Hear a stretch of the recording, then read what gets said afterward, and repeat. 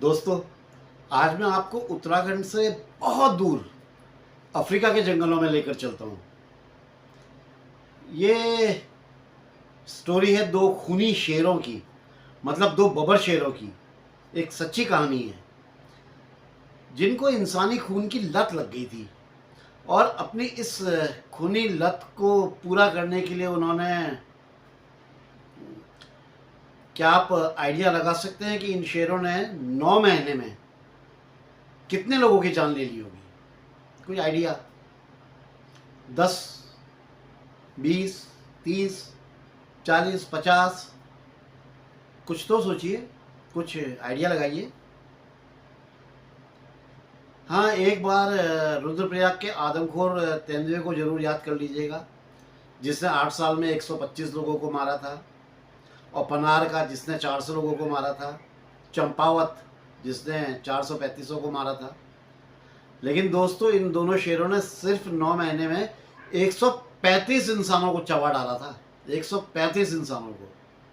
वो जब अपनी गुफा से बाहर निकलते थे ना जंगल में, और निकल के जब दहाड़ते थे, तो उनकी दहाड़ से पूरा क्षेत्र, वो एरिया जहाँ तक उसकी आवाज़ पहुँचती थी, वो थर थर कांपने लगता था। उनके चंगुल में जो कोई भी आया वो बच के नहीं जा पाया। उनको मार के उनको गुफाओं को जाके चेक किया गया, तो वहाँ पे इंसानी कंकालों का ढेर लगा हुआ था। ढेर! कितने खतरनाक शेर होंगे यार, सोचो जरा। वो दोनों शेर इतने खूंखार और बेरहम थे कि अपने शिकार पे अगर एक बार पंजा गड़ा लें तो मजाक है क्या कि कोई उनकी पकड़ से आज़ाद हो पाए। उनके चंगुल से बचवाना मुश्किल ही नहीं, बिल्कुल नामुमकिन था। अरे यार, वो फिल्म का डायलॉग है ना, क्या वो अमिताभ बच्चन की, डॉन को पकड़ना मुश्किल ही नहीं, नामुमकिन है। वैसे ही इन शेरों का हाल था। इनकी पकड़ में आने के बाद छूट जाना मुश्किल ही नहीं, नामुमकिन था। इतने भयानक यार। दोस्तों, मैं हंस रहा हूँ, लेकिन सोचो जरा कितने भयानक होंगे। अमिताभ बच्चन साहब से एक चीज़ और याद आई। अमिताभ बच्चन साहब की लंबाई करीब 6 फुट 3 इंच या 4 इंच है, लेकिन करीब 9 फीट 8 इंच लंबे ये दोनों आदमखोर भाई, आदमखोर शेर। अब आप अंदाज लगाइए कितने बड़े रहे होंगे। और जब ये दोनों किसी के सामने आ जाते थे तो अच्छे से अच्छों की भी हिम्मत जवाब दे जाती थी। हथियारों से लैस बड़े बड़े शिकारी, उनका भी जो है ना पसीना बहने लग जाता था इनको देख करके, गोली चलाना भूल जाते थे। इनका शिकार करना तो दूर, इन्हें देखकर ही शिकारी जो है, मतलब वो अपनी जगह पे जम जाता था, बस स्टैचू हो गया, डर के मारे कांपने लग जाता था। ये अफ्रीकी देश केनिया और युगांडा के बीच जो बसा हुआ जो एक घना जंगल है, उसमें साओ नदी है, और इस नदी के पास ही इन आदमखोरों ने अपना ठिकाना बना के रखा था। और यहीं पर दोनों आदमखोर शेर अपना इंसानी मांस से अपनी भूख मिटाते थे और उसके खून से अपनी प्यास। दोनों शेरों को जो भी इंसान इस नदी के पास दिखाई देता था, ये उसे मार देते थे और खा जाते थे। अब यार, आप लोग सवाल ये पूछेंगे, या सवाल ये उठता है कि जब इन आदमखोरों द्वारा इतना भयानक मौत का तांडव किया जा रहा था, तो इसके बावजूद भी इंसान वहाँ पे जाता ही क्यों था? ऐसी जगह पे मरने के लिए क्यों जाता था वहाँ पे? तो अब इसे समझने के लिए हमें इस कहानी को शुरू से समझना होगा, ठीक है? एक घूंट चाय की मजा आ जाता है।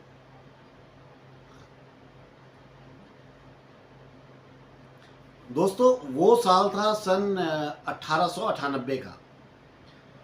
केनिया के जो जंगल है, उसमें साओ नदी पर एक रेलवे ब्रिज जो होता है वो बनवाने का काम चल रहा था, पुल नदी के ऊपर। मार्च का महीना था और रोजगार के लिए हजारों की तादाद में मजदूर यहाँ पहुँच रहे थे, क्योंकि बहुत बड़ा काम था।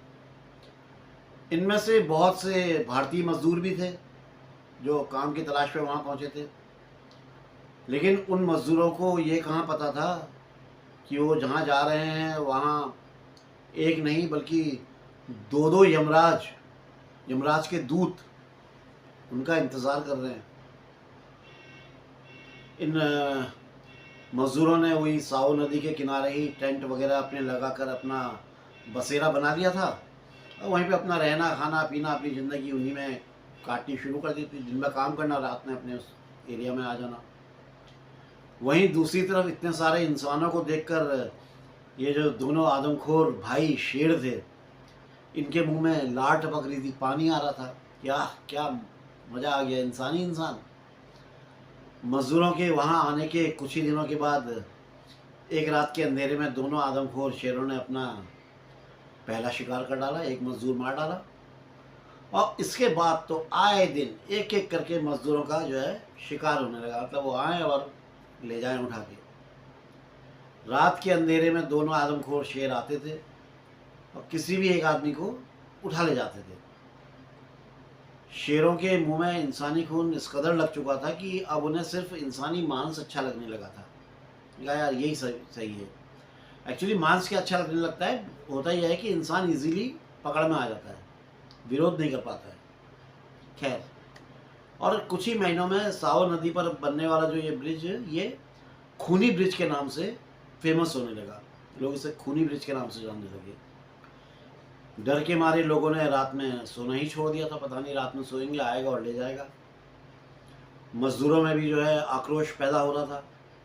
धीरे धीरे बहुत सारे मज़दूर तो अपनी अपनी जान बचाकर यहाँ से भागने लगे थे और जो कुछ बहुत बाकी बचे थे उन्होंने साफ मना कर दिया। उन्होंने कहा नहीं साहब, इस पुल पे हम काम नहीं करेंगे, हमसे नहीं हो पाएगा इस पर काम, ये आदमखोर जीने नहीं दे रहे हैं। आदमखोर शेरों के खौफ से युगांडा और केनिया के बीच जो ये रेलवे जो लाइन पे जो काम जो चल रहा था ये रुक गया। इसलिए रेलवे ब्रिज पर काम शुरू करने से पहले उन आदमखोर शेरों को मारना बहुत ज़रूरी था, तभी काम चालू हो पाएगा। इतने बड़ा बजट का काम, इतना बड़ा स्तर का काम है और दो शेरों के कारण नहीं हो पा रहा है, तो इनका मारना तो ज़रूरी हो गया था। तो इस खूंखार और जानलेवा मिशन की कमान संभाली साओ नदी पर बनने वाले रेलवे ब्रिज के chief engineer colonel Henry Peterson ने। पीटरसन साहब ने उन आदमखोरों को मज़दूरों के कैंप तक लाने का, मतलब उनको लाने के, बाघों को लाने के लिए, शेरों को लाने के लिए एक जाल बिछाया। जाल मतलब एक स्कीम बनाई। आदमखोरों को मारने के लिए एक उन्होंने लकड़ी का कमरा बनवाया, पूरा एक रूम बनाया जो लकड़ी का था। और प्लान ये था कि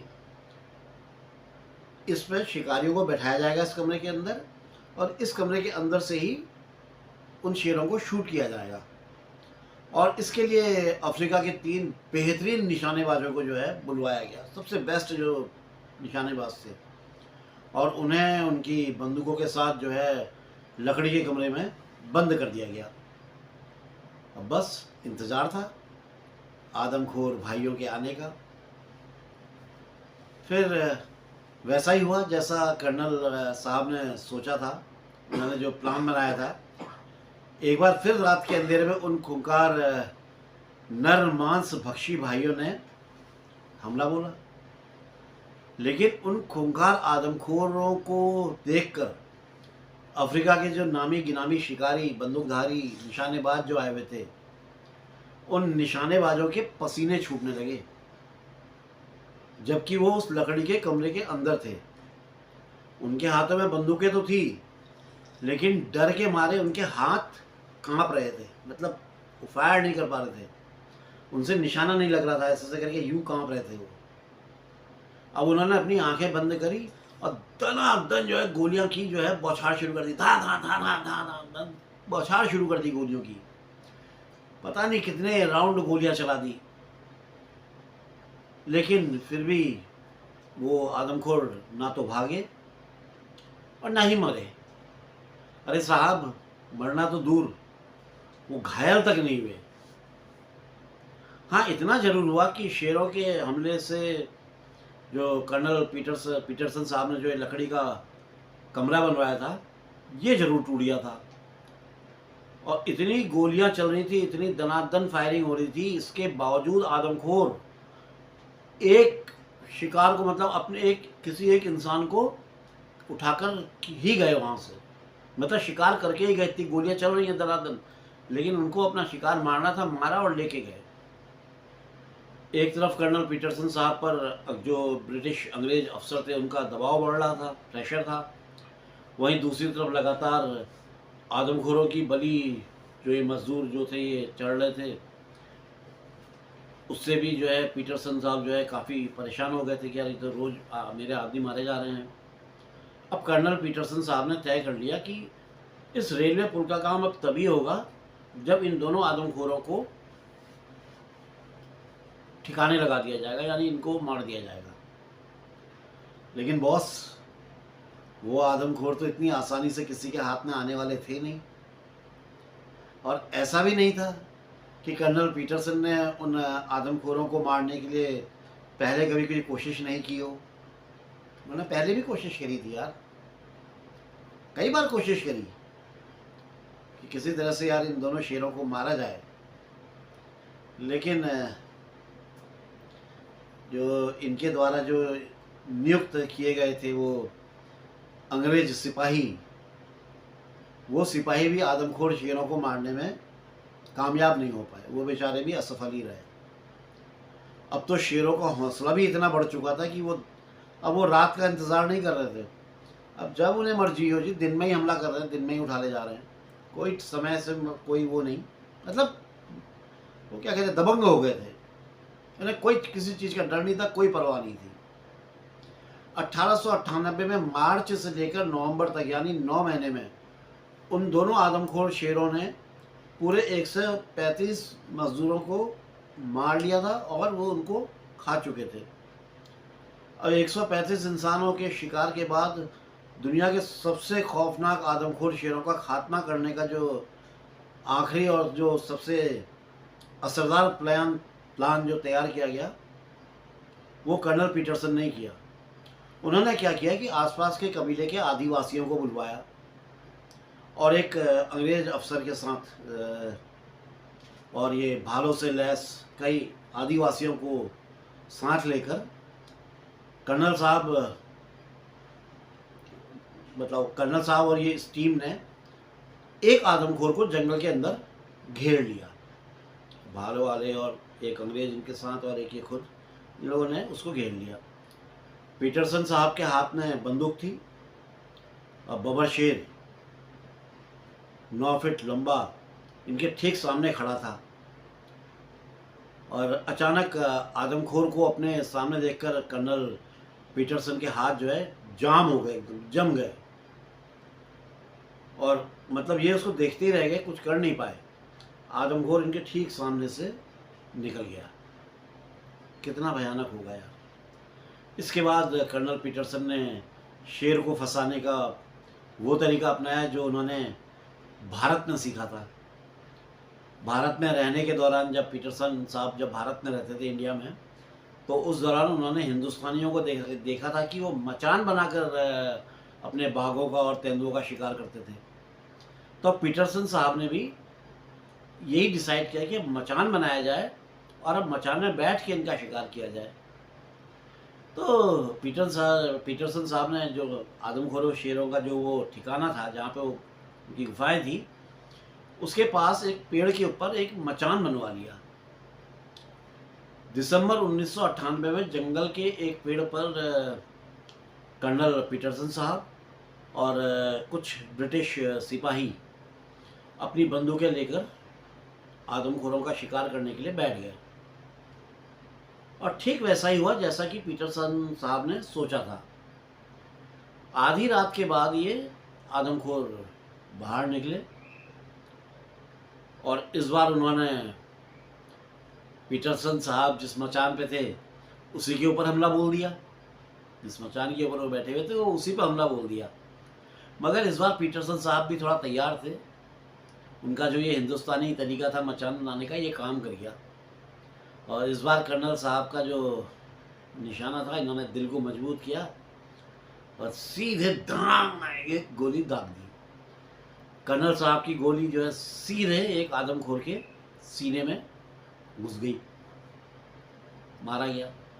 लेकिन मिशन अभी पूरा नहीं हुआ था।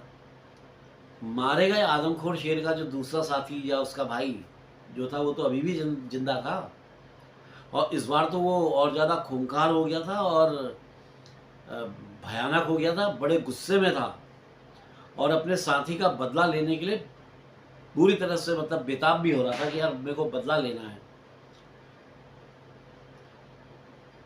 अब दूसरे आदमखोर की तलाश शुरू हो चुकी थी। अंग्रेज अफसर के साथ मिलकर पीटरसन ने जो है साहब ने दूसरे आदमखोर को फंसाने का एक और प्लान बनाया। उन्होंने क्या किया, एक मकान में मांस के कुछ बड़े बड़े टुकड़े और ब्लड ये डाल दिया। प्लान के मुताबिक शेर पीटरसन साहब के जाल में फंसा भी, लेकिन वो शेर का शिकार नहीं कर पाए, शेर बच गया। और दोस्तों, जिस दिन ये नाकाम कोशिश हुई थी उसी रात, अब शेर की हिम्मत देखिए आप, वो फिर वहां लौट के आया और उसने पीटरसन साहब के साथ जो उनका साथी अंग्रेज था उसको ही अपना निशाना बना डाला, यानी कि उसी को मारा और उसी को ले गया। अब पीटरसन साहब अकेले रह गए थे। अब उन्होंने भी फैसला कर लिया, आर या पार, कि या तो वो शेर को मार के रहेंगे या शेर द्वारा खुद मारे जाएंगे। अब बहुत हुआ, अब आर पार की लड़ाई। फाइनली वो दिन आ ही गया जब उस जंगल में बचा हुआ वो आखिरी आदमखोर भी पीटरसन साहब के सामने पड़ गया, एक बार आ गया। पीटरसन साहब और शेर के बीच ये आखिरी युद्ध था। ये बड़ा भयानक युद्ध हुआ, इधर से गोलियां उधर से दाड़ और जंप और ये वो सब चल रहा। लेकिन फाइनली पीटरसन साहब ने दूसरे आदमखोर को भी ढेर कर दिया, उसको मार गिराया। शेर इतने भारी थे, इतना वजन था उनका, कि उनको मारने के बाद उन्हें जंगल से उठाकर रेलवे कैंप तक लाने के लिए दोस्त 8 मजदूरों को लगाया गया। तो 8 मजदूर एक बाघ को उठा के ले जा रहे हैं, 4 आगे 4 पीछे। दोस्तों, मौत का तांडव मचाने वाले उन आदमखोरों की तस्वीरें, उनकी खाल और जो उनका कंकाल है उसको सहेज कर रख लिया गया। लेकिन अभी भी ये जानना जरूरी था कि आखिर जंगल के उन खूंखार शेरों को किसने बनाया आदमखोर, कैसे इनके मुंह में ये इंसानी खून लगा, कोई ना कोई कारण तो होगा ना। तो दोस्तों, अब मैं बताता हूँ कि 9 महीने में 135 इंसानों को मार कर खा जाने वाले ये दोनों शेर आदमखोर क्यों और कैसे बने। बड़ी इंटरेस्टिंग, इसकी भी एक अलग ही एक कहानी है, मैं सुना रहा हूँ आपको। असल में उन दिनों शेरों को एक बीमारी ने आदमखोर बना डाला था। दरअसल 125 साल पहले अफ्रीका के जंगल में, जो जंगल थे वहाँ पर रिंडरपेस्ट नाम की एक खौफनाक बीमारी फैल गई। रिंडरपेस्ट यानी कि आप एक तरह से ये समझ लीजिए प्लेग, जानवरों को होने वाली प्लेग बीमारी, आप ऐसे समझिए। जिराफ, जेब्रा, शेर, हाथी, तमाम तरह के भरे जानवरों से भरे हुए ये अफ्रीका के जंगल, जानवरों की संख्या धीरे धीरे यहाँ खत्म होती चली गई। अफ्रीका की गर्मी में प्लेग का वायरस पूरे जंगल में बड़ी तेज़ी से फैल रहा था। एक जानवर से दूसरे जानवर तक फैली इस जो ये बीमारी थी, ये महामारी थी, इसने 7 साल के अंदर केनिया के जंगलों में हजारों जानवरों को खत्म कर दिया था। यानी कितने जानवर खत्म हो गए थे, एक के बाद एक इस बीमारी से सैकड़ों जिराफ, जेब्रा और छोटे जंगली जानवर मरते जा रहे थे। अब जंगल में फैली इस महामारी ने मांसाहारी जानवरों के लिए एक बहुत बड़ी मुसीबत पैदा कर दी थी। भाई जंगल में उनके खाने वाले जानवर कम हो गए थे, बार्किंग डियर, रेनडियर, सुअर, वो सब मर गए थे महामारी से। अब क्या, तो शेर क्या करे, अपनी भूख मिटाने के लिए उन्होंने इंसानों पर हमला करना चालू कर दिया। अब जंगल के आसपास जो आता, ये दोनों खूंखार उस पर टूट पड़ते और ले जाते। इस हालत की वजह से केनिया का जो साओ नदी के पास रहने वाले जो 2 शेर थे, ये दुनिया के सबसे बड़े और ख़तरनाक आदमखोर बन गए। कारण यही था क्योंकि जानवर ख़त्म हो गए थे, इंसानों को मारने लगे, तो सबसे ख़तरनाक आदमखोर ये बने। केनिया में साओ नदी के पुल पर काम करने वाले जो मजदूर थे, उनमें जब किसी की डेथ हो जाती थी तो उनकी बॉडी को वो लोग क्या करते थे, वहीं के जंगलों में फेंक देते थे। तो वो शेरों को बॉडी मिल जाती थी, वो बॉडी को खा जाते थे। इंसान की लाश खाकर जो जंगली मांसाहारी जानवर, ये जो स्पेशली शेरों की बात कर रहा हूँ मैं, ये धीरे धीरे आदमखोर बनने लगे। क्योंकि तेंदुए और चीतों को तो ये पहले ही मार चुके थे, ये भूख लगी तो उनको भी मारा। इसके बाद साओ नदी के किनारे आने वाले कई लोगों पर ये खूनी शेरों के हमलों की जो है खबरें आने लगी थी। लेकिन अब तक इन खबरों पर किसी ने बहुत ध्यान नहीं दिया। यार हो रहा है, मार दिया यार, ये बात हो रही थी। और जब साओ नदी पर रेल पे पुल बनने के लिए जब अंग्रेज आए, तब इस पर स्पेशली ध्यान दिया गया कि यार 135 मार दिए। 1898 में इन शेरों ने ऐसा आतंक मचाया कि पूरी दुनिया कांप गई। जैसा मैंने पहले बताया कि सिर्फ 9 महीने में 135 लोगों को मारा जाना कोई मामूली बात नहीं है यार। 9 महीने में 135 लोग, 135। अब यहाँ आने से जो मजदूर थे वो कतराने लगे। साओ नदी पर बनने वाले पुल का काम जो है ठप पड़ने लगा, हल्का हो गया। लेकिन बाद में इन दोनों के आतंक के खात्मे के बाद से दोबारा से मजदूर लौट करके आए और तब जा करके इस ब्रिज का जो है काम पूरा हुआ। सबसे बड़े आदमखोरों को मारने के बाद इनका जो स्केलेटन, कंकाल जिसको बोलते हैं, स्केलेटन और खाल को शिकागो के एक म्यूज़ियम में रखा गया। इन दोनों शेरों की गुफा की उस वक्त जब जांच पड़ताल की गई तो वहाँ इंसानों की हड्डियों का ढेर मिला यार, मतलब गिनी नहीं जा सकती कि कितना इंसान मारा होगा। म्यूज़ियम में इन दोनों आदमखोरों के शिकार की वो तस्वीरें भी रखी हैं जो कर्नल पीटरसन साहब ने इनको मारकर खिंचवाई थी। मैं उनको ढूंढ रहा हूँ, अगर मिल जाएंगी तो वो फ़ोटो मैं इस पर डालूँगा, यहीं बगल में आपको अगर मिल गई तो दिखाऊँगा। ये दोनों आदमखोरों के आतंक का अंत करने के बाद 1924 में कर्नल पीटरसन ने उन दोनों शेरों की जो सिर और जो खाल थी वो शिकागो के म्यूज़ियम को उस वक्त पूरे $5000 में बेचा। $5000 में उस टाइम के। इस तरह दुनिया के उन दो सबसे बड़े खूंखारों के आतंक की कहानी तो ख़त्म हो गई, लेकिन उनके आतंक की निशानी आज भी जिंदा है। उन शेरों की खाल अभी भी उन्हीं के आकार के पुतले बना करके, उनको पहना करके शिकागो के जो म्यूज़ियम है उसमें उनको रखा गया है, एक याद के तौर पे कि देखो ये ऐसे शेर थे। तो दोस्तों इस तरह से ख़त्म हुआ साओ के दो आतंकी भाइयों का खेल। आप लोगों को कैसा लगा प्लीज़ बताइएगा, ज़रूर यार ज़रूर बताना अपने कमेंट्स देकर, ठीक है। अरे हाँ दोस्तों, अभी कुछ दिनों पहले मेरे एक मित्र गौरव भाई जो बिजनौर में रहते हैं, आप लोग जानते हैं बिजनौर नजीमाबाद के बाद पड़ता है, के पास में ही बिजनौर भी है, वहीं रहते हैं। वो अपने घर लौट रहे थे, शाम हो गई थी, सूरज ढल गया था, तो अपनी कार में जा रहे थे, एक दो दोस्त थे, तो उनको 4 तेंदुए मिले। उन्होंने तुरंत उसकी वीडियो रिकॉर्डिंग करी और मुझे भेज दी। अब मैं उस क्लिप को मैं अटैच कर रहा हूँ, आप इस वीडियो को आप लोग ज़रूर देखिएगा, ये चारों कैसे बैठे हुए हैं। और रोक ले कदार यार। हाँ हाँ गाड़ी में कुछ ना कर पाने। ये बैठे छत पे, ये बैठे छत पे। चौरा चौर भोसड़ी चौर अगू करियो अगू चौरा चौर दिखे लोड़ो। आज गए थे भाई तुम? हैं? आज गए थे चौर बैठे चौर। 4 गुलदार। गेट लॉक कहाँ से हो? अरे रचिया गेट खोल के। रुक जा। 4 गुलदार भोगी की छत पर बैठे। ये देखिए अपना फोटो ले ले, अपने फोटो ले ले। रशीदपुर गढ़ी और भोगी की जंगलों में 4 गुलदार। 4 अपना गुलदार। फोटो ले ले। अब हमारे ले लेना इस फ्लैश में। फ्लैश लाइट बंद कर। हम ये रहो, ये देख लो। सारे और भैया 4 गुलदार। अबे तू अपनी फ्लैश लाइट बंद कर ले 1 मिनट को। किसी को मोड़ के।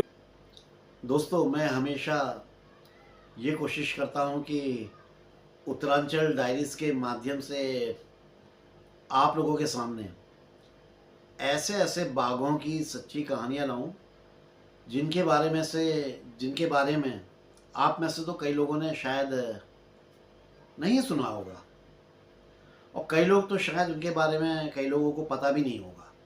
मैं चाहता हूँ खोजता हूँ, ढूंढता हूँ, और कुछ मिलता है तो आप लोगों के सामने लेके आता हूँ। बॉस मेहनत तो बहुत करता हूँ, अब पता नहीं मेहनत कितनी सफल होगी, लेकिन इतना ज़रूर कहता हूँ दोस्तों, आप लोग जो प्यार, सम्मान और ब्लेसिंग्स दे रहे हैं उत्तरांचल डायरीज़ को, वो अतुलनीय है, वो इनक्रेडिबल है। उसके लिए उत्तरांचल डायरीज़ आपका हमेशा शुक्रगुजार रहेगा। और मैं तो हमेशा ही बोलता हूँ, उत्तरांचल डायरीज़ मेरा नहीं यार, आपका अपना चैनल है, जिसने अभी अभी तो चलना शुरू किया है। जैसे बच्चा होता है ना, पहले बिस्तर में लेटा रहता है, फिर धीरे धीरे घुटने के बल चलता है, फिर 2 पाँव में चलने लगता है धीरे धीरे, फिर चलने के लिए उसे जो है दोनों तरफ से सहारों की ज़रूरत पड़ती है, एक जरा इधर से एक जरा इधर से पकड़े फिर वो चलता है। तो ऐसे ही अभी मेरा चैनल चल रहा है, तो दोनों तरफ से आप लोगों के सहारे की सख्त ज़रूरत है। तो देते रहेंगे ना ये सहारा आप लोग, बस अपना प्यार और आशीर्वाद बनाए रखिएगा, चैनल को शेयर कर दीजिएगा तो आपका सहारा हो जाएगा। जो मित्र चैनल में पहली बार आए हैं उन सबका आभार सहित अभिनंदन करता हूँ, बहुत बहुत धन्यवाद आपका। उम्मीद करता हूँ कि आप लोग चैनल को सब्सक्राइब करेंगे, शेयर करेंगे, लाइक करेंगे, और यार कमेंट्स तो ज़रूर ज़रूर ज़रूर कीजिएगा। आप सभी लोगों के कमेंट्स से मेरी जो है हौसला अफजाई होती है ना, वो मैं शब्दों में बयां नहीं कर सकता हूँ। और आपके कमेंट्स पढ़ता हूँ, फिर उसके बाद में मैं लग जाता हूँ अपनी कोशिश में कि कोई नई और सच्ची कहानी, घटना आप लोगों के सामने लाऊं। और यार अगर हो सके तो यार वो थैंक यू वाले ऑप्शन में ज़रूर जाइएगा। वो जो थैंक्स वाला ऑप्शन होता है ना, वो नीचे जहाँ पर लाइक का थंब, डिसलाइक, फिर शेयर वगैरह होता है, वहीं पे थैंक यू भी होता है, थैंक्स या थैंक यू वगैरह होता है। तो जो थैंक्स वाला जो है उसको आप जो है ज़रूर एक बार क्लिक कीजिएगा। तो दोस्तों अभी तो आज्ञा दीजिए, बाय बाय। जय बद्री विशाल, जय उत्तराखंड, जय जय जय, जय माँ भारती।